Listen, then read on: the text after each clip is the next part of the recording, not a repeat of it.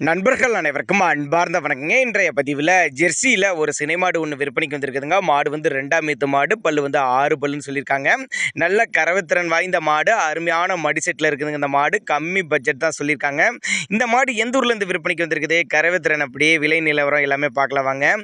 Jersey type தான், 2ஆம் ஈத்துன்னு சொல்லியிருக்காங்க. பல்லு வந்து 6 பல்லுங்க. 9 மாதம் சினியாக இருக்கக்கூடிய மாடுங்க. நான் ஒரு வாரம் எடுத்துக்கும் அப்படின்னு தான் சொல்லியிருக்காங்க. நல்ல லட்சணமான மாடு, கட்டுத்துறைக்கு ஏற்ற மாடு, நல்ல கறவைத்திறன் வாய்ந்த மாடு, நல்ல மடிசெட்டில் இருக்குதுங்க. நல்ல காம்போலங்க. நேரில் வாங்க, வந்து பார்த்து செக் பண்ணியே ஓட்டிகிட்டு போய்க்கலான்னு சொல்லியிருக்காங்க. நல்ல நீல காம்பில் அருமையாக இருக்குது. காம்பெல்லாம் நல்லா பூ காம்பு, கறக்கிறதுக்கு நல்லா கம்ஃபர்டபுளாக இருக்குது. இன்னும் மடி லூஸ் இருக்குது, இன்னும் ஒரு வாரம் டைம் இருக்குது. இன்னும் நல்லா மடி எடுக்கக்கூடிய மாடு அப்படின்னு தான் சொல்லியிருக்காங்க. திருச்சி மாவட்டம் காட்டுப்புதூருங்கிற பகுதியிலேருந்து விற்பனைக்கு வந்திருக்குது. தமிழ்நாடு பூரா டிரான்ஸ்போர்ட் வசதி பண்ணி கொடுத்தலாம் சொல்லியிருக்காங்க. கறவைத்திறனை பொறுத்தவரை 2 வேளைக்கு ஒரு 13-15 லிட்டர் தாராளமாக கறவை எதிர்பார்க்கலாம் அப்படின்னாங்க நம்மளோட விற்பனையாளர் தெரிஞ்சுக்கலாம். அப்படி மாடு தேவைப்படும் நபர்கள் தாராளமாக அவரோட காண்டாக்ட் நம்பரை காண்டாக்ட் பண்ணுங்கள். 6 பல்லுன்னு சொல்லியிருக்காங்க.